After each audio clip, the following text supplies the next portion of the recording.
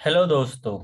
मैं केशव सिंगल आपका वेलकम करता हूं स्टडी ग्लोज में। आज हम पढ़ेंगे जेम्स वेब स्पेस टेलीस्कोप के बारे में। इस टेलीस्कोप के लिए मैंने एक और वीडियो पहले से ले रखी है। उसमें मैंने आपको इमेजेस का डिस्क्रिप्शन दिया था जो इस टेलीस्कोप ने कैप्चर किया। आज मैं बताऊंगा कि ये टेलीस्कोप के फीचर्स क्या हैं, इसको कैसे ऑर्बिट में भेजा गया था, और सब इस टेलीस्कोप से रिलेटेड चीजें मैं बताऊंगा आपको इस कंप्लीट वीडियो में। ये कंप्लीट वीडियो काफी इंफॉर्मेटिव होने वाला है उन लोगों के लिए भी जिन लोगों को बेसिक साइंस थोड़ी कम आती है, और उन लोगों के लिए भी जो कॉम्पिटिटिव एग्जाम्स की तैयारी कर रहे हैं, क्योंकि इस वीडियो का कंटेंट जो है बहुत ज्यादा इंफॉर्मेशन रिच होने वाला है। तो स्टार्ट करते हैं हम जेम्स वेब स्पेस टेलीस्कोप के बारे में। इसे कहा जा रहा है कि वर्ल्ड का सबसे बिगेस्ट और स्ट्रॉन्गेस्ट टेलीस्कोप है। जो लास्ट टेलीस्कोप था नासा के द्वारा रिलीज, हबल स्पेस टेलीस्कोप, उससे 100 टाइम्स मोर पावरफुल है।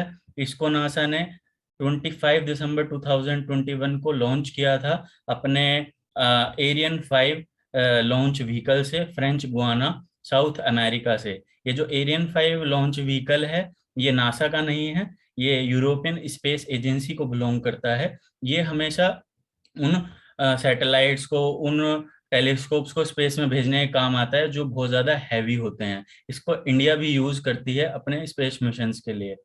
जेम्स वेब स्पेस टेलीस्कोप की फंडिंग 1970s में, आज से तकरीबन 50 साल पहले स्टार्ट हो गई थी, और ये पूरा प्रोजेक्ट $10 बिलियन का है, जो नासा ने इंटरनेशनल कोलैबोरेशन में यूरोपियन स्पेस एजेंसी और कनेडियन स्पेस एजेंसी के साथ लॉन्च किया है।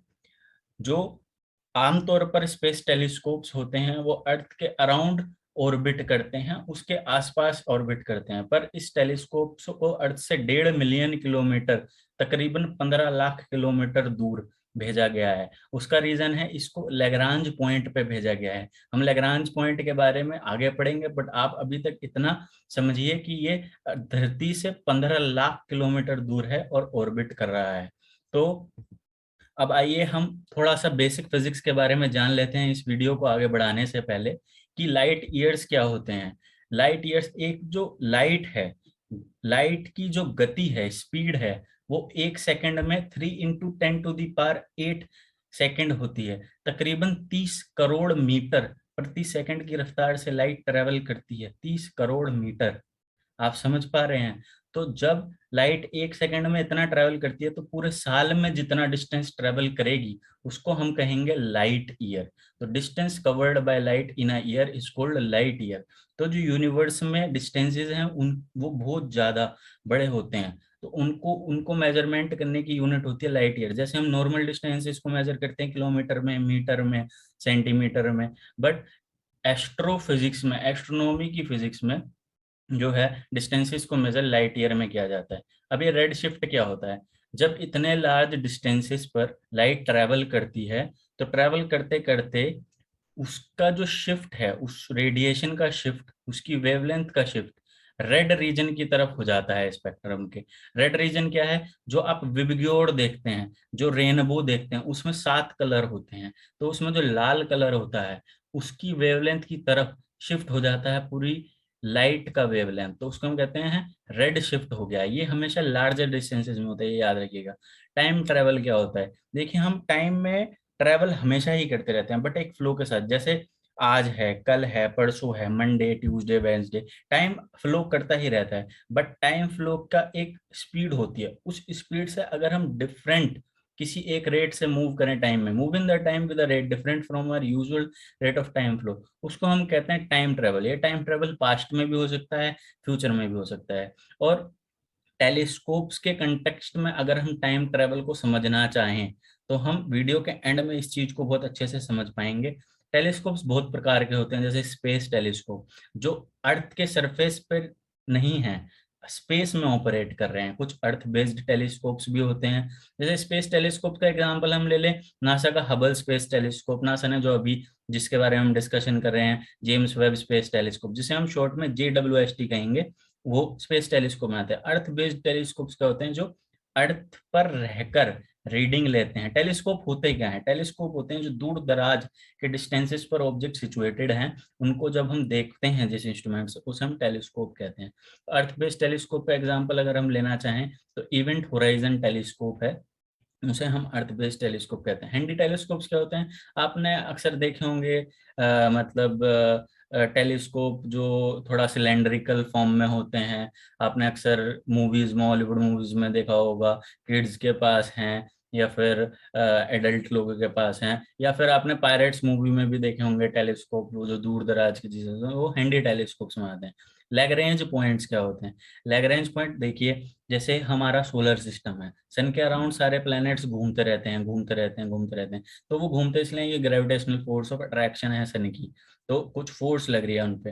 बट अर्थ भी एक बहुत मासिव ऑब्जेक्ट है, तो अर्थ का भी ग्रेविटेशनल फोर्स ऑफ अट्रैक्शन होगा, जिसकी वजह से मून अर्थ के अराउंड घूमता है, आपको याद हो तो एक ऐसा पॉइंट स्पेस में जहां सन का ग्रेविटी और अर्थ की ग्रेविटी एक दूसरे को कैंसिल कर दें, जाकि तकरीबन उस पॉइंट पे कोई फोर्स ही नहीं है, तो उस पॉइंट ऑफ इक्विलिब्रियम को हम कहते हैं, जहाँ पर ग्रेविटेशन ड्यू टू सन और मून कैंसिल हो जाए, लैग्रांज पॉइंट। यूनिवर्स के बारे में हम कुछ न्यूमेरिकल वैल्यूज पे ध्यान देते हैं, जिससे आपको पता चले हमारा यूनिवर्स कितना विशाल है। जैसे यूनिवर्स का डायमीटर कहता है, किसी सर्कल का एक डायमीटर होता है, तो 93 बिलियन लाइट ईयर्स का प्रेजेंटली, वैसे हमारे यूनिवर्स एक्सपैंड करता रहता है हमेशा, but presently 93 billion light years. आपको मैंने लाइट ईयर्स के बारे में समझाया था, तो आप इमेजिन कर सकते हैं इतना ज्यादा बड़ा हमारा यूनिवर्स है। बिलियन मतलब 100 करोड़, मिलियन मतलब 10 लाख, तो 93 बिलियन लाइट ईयर्स बड़ा डायमीटर का अपना यूनिवर्स है। अपने यूनिवर्स की एज क्या है, 13.8 बिलियन लाइट ईयर्स। हमारे यूनिवर्स की शुरुआत जो एक्सपर्ट्स हैं वो मानते हैं बिग बैंग के द्वारा हुई, और big bang 13.8 billion light years पुराना है। वैसे हम इसको लाइट ईयर्स ना करके ईयर्स ही कहेंगे। 13.8 बिलियन ईयर्स मतलब, बिलियन मतलब 100 करोड़, और इतना ज्यादा पुराना, तकरीबन 1380 करोड़ साल पुराना है अपना यूनिवर्स। कॉम्पोजिशन क्या है यूनिवर्स में, आपको पता है बिलियंस ऑफ गैलेक्सीज होती हैं, और एक गैलेक्सी के अंदर बिलियंस ऑफ स्टार्स होते हैं। और स्टार्स के अराउंड कौन रिवॉल्व करता है, प्लैनेट। प्लैनेट के अराउंड कौन रिवॉल्व करता है, उनके मून। और स्पेस में और भी चीजें होती हैं, जैसे एस्ट्रॉयड्स हो गए, मीटरॉयड्स हो गए, और अदर सेलेस्टियल बॉडीज होती हैं, क्लाउड्स होते हैं, डस्ट होती है, स्पेस डेब्री होता है। तो ये मैंने आपको बेसिक फिजिक्स एक्सप्लेन करने की कोशिश की है। उसके बाद हम पहले ये देख लेते हैं कि स्टडी ग्लोज के जो अपकमिंग कोर्सेज हैं उनके बारे में कुछ आप जान लीजिए। हिस्ट्री का कोर्स स्टडी ग्लोज रिलीज करने वाला है, जिसमें ओल्ड और न्यू हिस्ट्री कवर की जाएगी।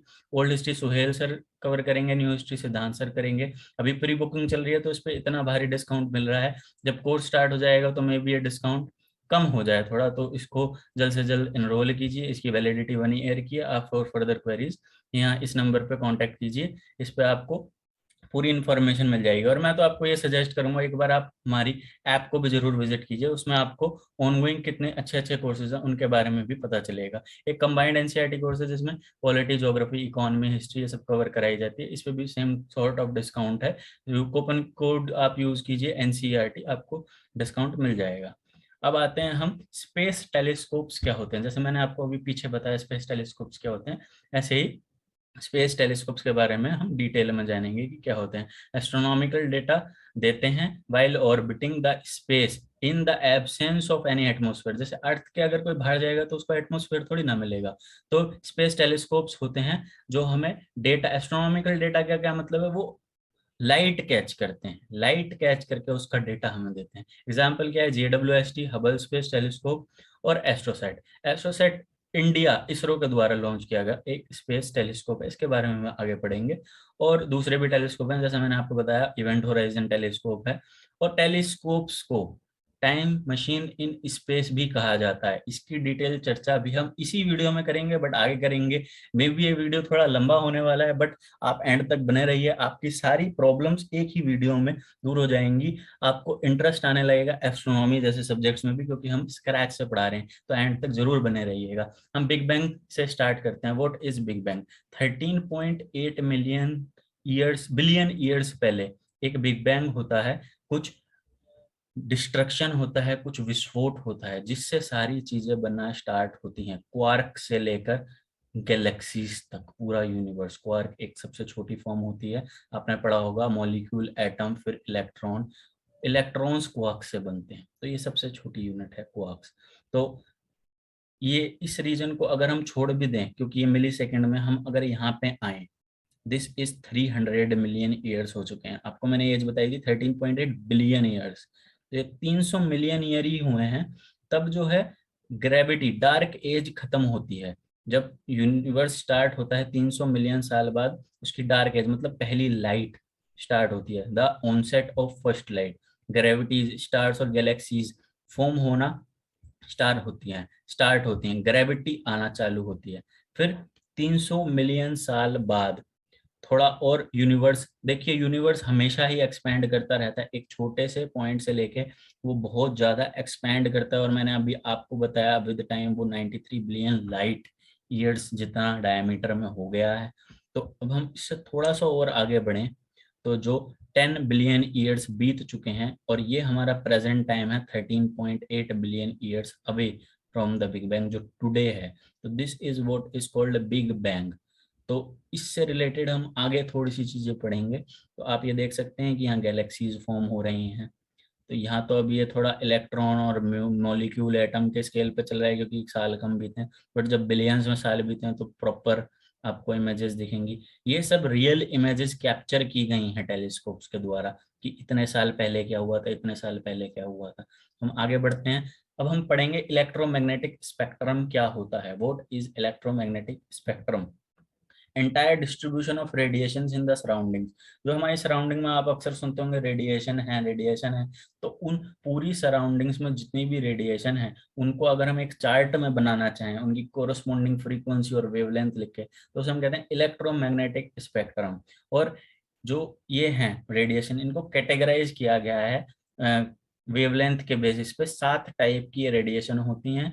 ये एक ऑर्डर में, अगर हम फ्रीक्वेंसी के ऑर्डर में देखें यहाँ से, तो रेडियो वेव की फ्रीक्वेंसी सबसे कम होती है, फिर माइक्रोवेव, आपने ये सब वर्ड सुने होंगे, इंफ्रारेड, फिर विजिबल रीजन। विजिबल रीजन जो हम देख पाते हैं रीजन, विबग्योर का आपने सुना होगा।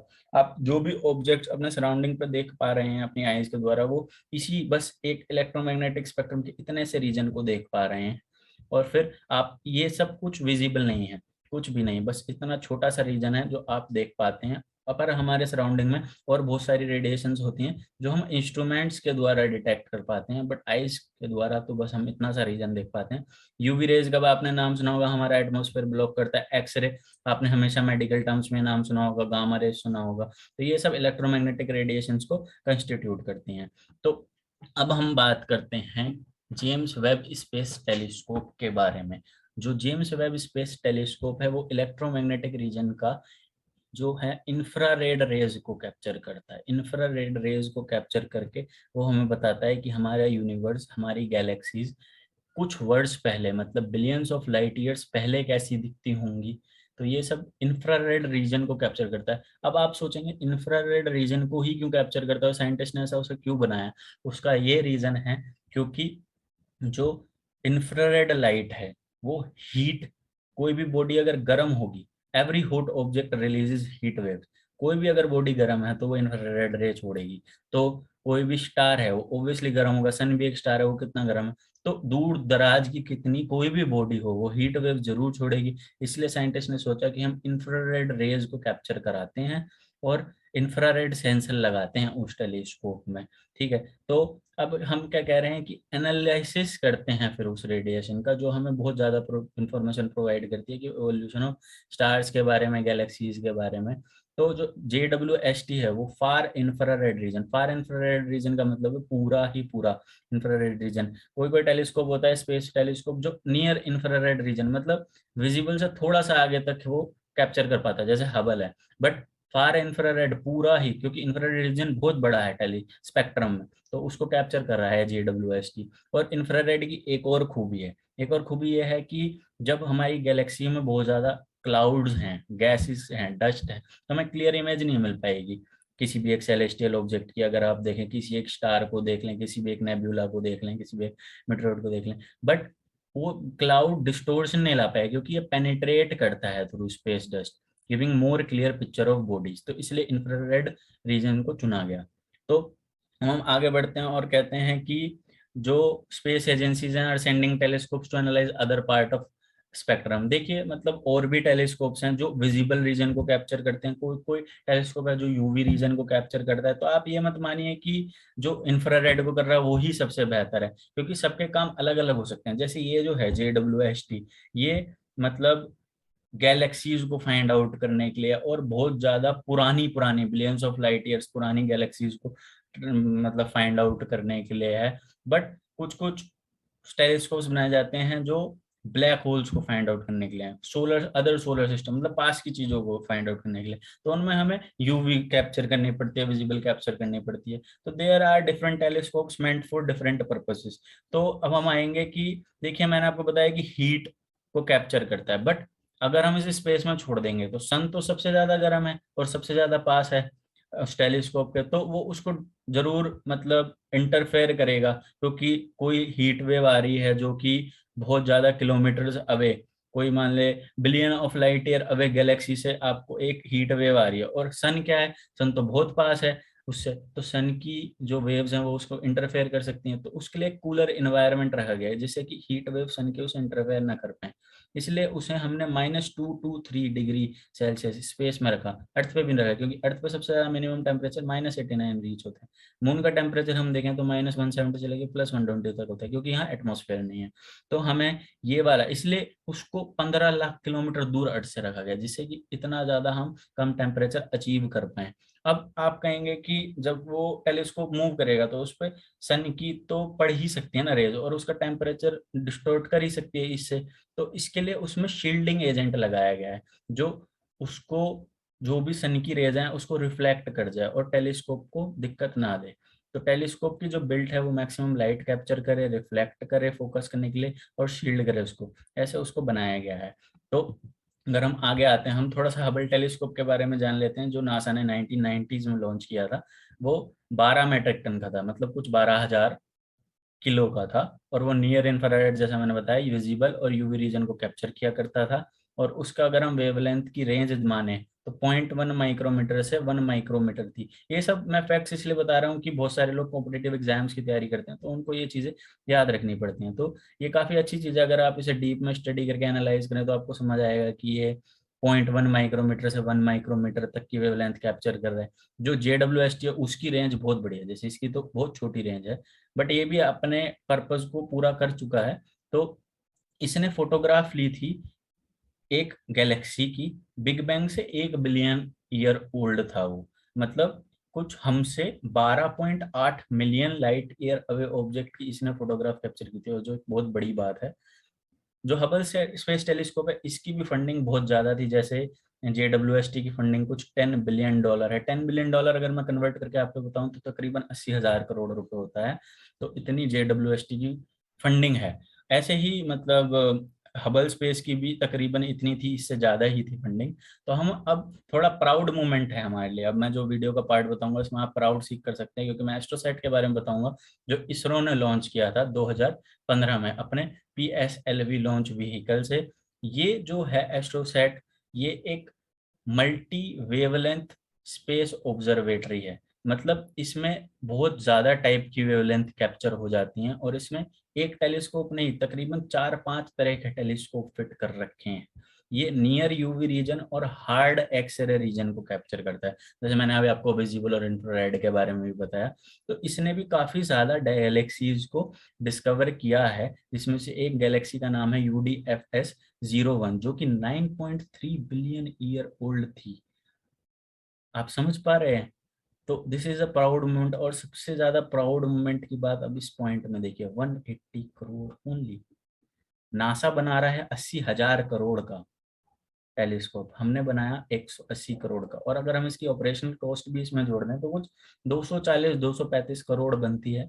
मैं ये नहीं कह रहा कि एस्ट्रोसैट उन टेलीस्कोप्स को भी बीट कर सकता है, मैं ये कह रहा हूँ कि इतने कम पैसे में एक स्पेस टेलीस्कोप को लॉन्च करना ही एक कीर्तिमान है जो इसरो ने स्थापित किया है। इस मिशन के सक्सेस होने पर इसरो ने यह भी प्रपोज किया हम एस्ट्रोसैट 2 को भी जल्द ही स्पेस में भेजेंगे। तो अब हम आते हैं दोबारा अपने JWST पे, तो कुछ ऐसा दिखता है जेम्स वेब स्पेस टेलीस्कोप, जो कि नासा के सेकंड एडमिनिस्ट्रेटर के नाम पे रखा गया इसका नाम। तो ये है इसका रिफ्लेक्टिंग मिरर जो गोल्ड प्लेटेड है, और ये हैं जो मैं शील्डिंग की बात कर रहा था, ये 5 शीट्स हैं, तो ये शील्डिंग प्रदान करती है, कितनी ब्यूटीफुल इमेज है कैप्चर की है। तो हम इसके अब फीचर्स के बारे में पढ़ेंगे। इसका रिफ्लेक्टिंग मिरर है जो कि ये आप दिख रहे हैं, ये एक नासा की लेबोरेटरी की फोटोग्राफ है। तो ये रिफ्लेक्टिंग मिरर्स हैं जो गोल्ड प्लेटेड हैं, मतलब अभी इन्होंने प्लेटिंग नहीं की है, ये ऐसा प्रोसेस था तो इन्होंने फोटोग्राफ्स ली थी। और ये पूरा 21 फीट के डायमीटर का है। गोल्ड प्लेटिंग इसलिए की है क्योंकि इसका रिफ्लेक्टेंस बढ़े, 98% गोल्ड की सबसे ज्यादा रिफ्लेक्टिविटी होती है, तो इसलिए इसका रिफ्लेक्टेंस बढ़े, इसलिए गोल्ड प्लेटिंग की है। बट ज्यादा गोल्ड नहीं है, आप सोचो कि ये इसलिए महंगा है कि इतना गोल्ड है, नहीं, बहुत कम गोल्ड प्लेटिंग हुई है, 45 से 60 ग्राम जितनी जरूरत थी। और जो इसका शील्डिंग एजेंट है, जो मैंने आपको पहले दिखाया था इसमें, ये देखिए, ये शील्डिंग जो एजेंट है, ये टेनिस कोर्ट के साइज के बराबर है। किसी भी एक हीट वेव को सन से जो आ रही हैं अफेक्ट ना कर पाए टेलीस्कोप को, वो सारी रिफ्लेक्ट बैक कर देता है, ये उनको खत्म कर देता है। इसलिए ये शीट बनाई गई है कैप्टॉन। कैप्टॉन एक आर्टिफिशियल मटेरियल है जो कि प्रिपेयर किया गया है लैब्स में। तो कैप्टॉन मेजरली कैप्टॉन की है, इसकी सेकेंड और फर्स्ट लेयर में थोड़ा एल्यूमिनियम और डोप्ड सिलिकॉन भी है। और अगर हम बात करें कि साइज ऑफ मिरर से क्या फर्क पड़ता है, साइज ऑफ मिरर से ये फर्क पड़ता है जितना साइज बड़ा होगा उतनी ज्यादा अमाउंट ऑफ लाइट ये कैप्चर कर पाएगा और उतना अच्छा डेटा दे पाएगा, इसलिए इसका 21 फीट डायमीटर रखा गया। तो ये आपको ये फोटो दिख रही है, ये नासा की लेबोरेटरी की ये फोटो है, ये मिरर है, शील्डिंग है, ये आप दिख रहा है, ये टेढ़ा मेढ़ा है, ये नहीं, ये फोल्ड हुआ हुआ है। देखिए ये जैसे आपको मैंने बताया टेनिस कोर्ट के साइज के बराबर है, तो अब ऐसा तो है नहीं कि रॉकेट में फिट हो जाएगा, तो रॉकेट में इसको फोल्ड करके फिट करना पड़ेगा, स्पेस में जाके कुछ मूव्स करेगा, मैनोवर मूव्स करेगा और ये अनफोल्ड होगा। तो ये ऐसा ही इस फोटो में इसलिए दिखाया गया है कि आप जान पाए कि इसको फोल्ड करके फोल्डेबल बनाया गया है, तब जाके स्पेस में लॉन्च किया गया है। तो और फीचर्स की हम बात करें, ये एक और फीचर है, एक और फोटो है नासा की लेबोरेटरी की, जिसमें आप देख पा रहे हैं शीट्स को। तो ये shielding interference from IR rays of sun से प्रिवेंट करने के लिए है।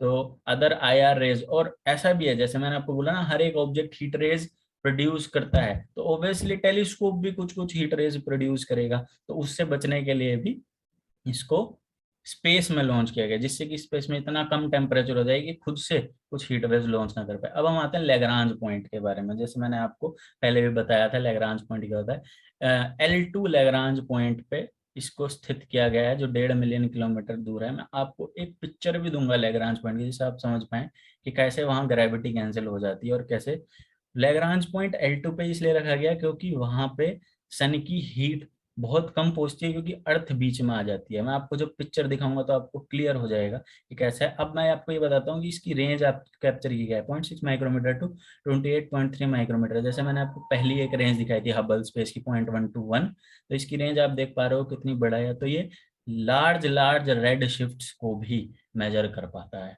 तो अब हम जानते हैं कि इससे टाइम ट्रेवल, जैसे हम सब कह रहे थे कि टाइम ट्रेवल पॉसिबल हो गया, टाइम ट्रेवल पॉसिबल, कैसे टाइम ट्रेवल पॉसिबल हो जा रहा है वो हम समझेंगे। ये नासा की वेबसाइट है जिसपे बताया गया है कि टाइम ट्रेवल कैसे पॉसिबल हो पा रहा है इस टेलीस्कोप के द्वारा या और भी टेलीस्कोप के द्वारा। इसमें आप देख पा रहे हैं कि यहाँ सन है, यहाँ अर्थ है। सन और अर्थ का जो डिस्टेंस है वो 150 मिलियन किलोमीटर दूर है। तकरीबन लाइट को सन से अर्थ पर पहुंचने के लिए 5.3 मिनट्स, यानी कि तकरीबन 500 सेकेंड मतलब लगते हैं। तो अगर लाइट को 500 सेकेंड मतलब 8 मिनट, 8.3 मिनट लग रहे हैं, तो इसका मतलब क्या है, जब यहाँ से लाइट स्टार्ट कर रही है और यहाँ पहुंच रही है तो 8.3 मिनट्स हो चुके हैं। तो अर्थ पे जो बंदा बैठा है उसने सन को देखा जो 8.3 मिनट्स पुराना था। अगर आप समझ के देखिए इस चीज को कि अगर यहाँ पे कोई एक पर्सन होता और यहाँ पे एक और पर्सन होता और यहाँ से एक टॉर्च मारता या हेलो करता, तो उसका हेलो अर्थ पर 8 पॉइंट तकरीबन 8.5 मिनट बाद पहुंचता। तो यहाँ पर जो बंदा है वो रिपोर्ट 8.5 मिनट बाद करता है कि उसको हेलो मिला है। तो मैं ये बता पा रहा हूँ इस अर्थ पे जो बंदा है उसने इस पर्सन की 8.5 मिनट पुरानी इमेज देखी। तो this is how time travel works, कि वो पास्ट में देख पा रहा है। तो जब हम 150 मिलियन किलोमीटर की बात कर रहे हैं, बट अब हम बात करेंगे बिलियंस ऑफ लाइट ईयर्स की। तो जो ये टेलीस्कोप है, अगर ये लाइट सेंस करता है जो 12.8 बिलियन लाइट ईयर्स या 12.8 बिलियन ईयर्स पुरानी है, तो इसका मतलब ये हमें यूनिवर्स की उतनी पुरानी छवि दिखाता है। जैसे मैंने आपको बताया universe 13.8 billion light years, 13.8 billion years पुराना है, और अगर हम 13 बिलियन ईयर पुरानी छवि भी देखना चाहें तो इस टेलीस्कोप से हम देख सकते हैं। और जो मेरी एक प्रीवियस वीडियो जिसका मैं लिंक नीचे दे दूंगा, उसमें मैंने एक्सप्लेन किया है कि हम कैसे वो इमेज देख पा रहे हैं। तो this is how time travel is possible by this telescope. हम नीचे जाते हैं और देखते हैं लैग्रांज पॉइंट क्या होता है। नासा की वेबसाइट पे एनिमेटेड फिगर है जिसमें यहाँ सन है और ये है, अगर मैं आपको स्टार्ट करके बताऊं तो ये अर्थ रिवॉल्व कर रहा है सन के स्टार्टिंग में, ऐसे ऐसे देख रहे हैं आप, और ये है लेग्रांज पॉइंट। तो आप देख रहे होंगे कि अर्थ हमेशा बैरियर बना हुआ है सन और अपने टेलीस्कोप के बीच में, जिससे कि मिनिमम सन की रेज पहुंचे, और जितनी पहुंचे भी उसको शील्डिंग वाला एजेंट रिफ्लेक्ट बैक कर देगा। तो मुझे लग रहा है कि अब आप समझ पा रहे होंगे कि रिफ्लेक्ट लेग्रांज पॉइंट की इंपॉर्टेंस क्या है। तो अब हम आगे बढ़ते हैं। तो नाउ इतनी ज्यादा इन्वेस्टमेंट क्यों की गई इसमें, 80,000 करोड़ रुपए, तो हमें फायदा क्या है? एक तो ये फायदा है कि हम life living organism in any corner of universe, यानी कि एलियंस की खोज इससे काफी ज्यादा मतलब हम कर पाएंगे। और जो भी आप मेरी प्रीवियस वीडियो देखेंगे उसमें पॉसिबिलिटी ऑफ लाइफ को बताया भी गया है कि हाँ, इसकी एक इमेज में बताया गया है कि हाँ, पॉसिबिलिटी ऑफ लाइफ एक प्लेनेट पे हो सकती है। और टेलीकम्युनिकेशन सर्विसेज जो हैं, जो हम मोबाइल फोन यूज करते हैं, सैटेलाइट लॉन्च करते हैं, तो उसकी डेवलपमेंट में काफी अच्छा हो सकता है, प्रोडक्शन ऑफ वेदर हो सकता है। और ये जैसे हमारे साइंटिस्ट बहुत पहले ही कुछ कुछ थ्योरीज दी गई, पर थ्योरीज का एक्सपेरिमेंटल प्रूफ जरूरी होता है। तो ये टेलीस्कोप या ऐसे और भी कई टेलीस्कोप हमें एक्सपेरिमेंटल प्रूफ प्रदान करते हैं, हमें बताते हैं कि हमारे यूनिवर्स कैसे बिहेव करता है, कैसे वो समय के साथ इवोल्व करता है। और एक बहुत बड़ी जो गुत्थी है जो अभी भी सोल्व नहीं है, वो ये हमारी धरती पे एलिमेंट्स मिलते हैं, जैसे कॉपर, गोल्ड, एल्यूमिनियम, ऐसे 118 तरह के एलिमेंट मिलते हैं। कुछ नेचुरली अकरिंग है, कुछ आर्टिफिशियली मेड है, बट कभी भी ये हमारी गुत्थी नहीं सोल्व हुई वो बने कैसे हैं। तो मे भी पॉसिबिलिटी है कि ये टेलीस्कोप ऐसी ऐसी टाइप की प्रॉब्लम्स को भी सोल्व कर दे। तो इसलिए इस इन्वेस्टमेंट को करने का फायदा है। इसी के साथ मैं अलविदा लेना चाहूंगा आपसे। आई होप आपको कुछ चीजें सीखने को मिली होगी। Thank you for listening. Good bye.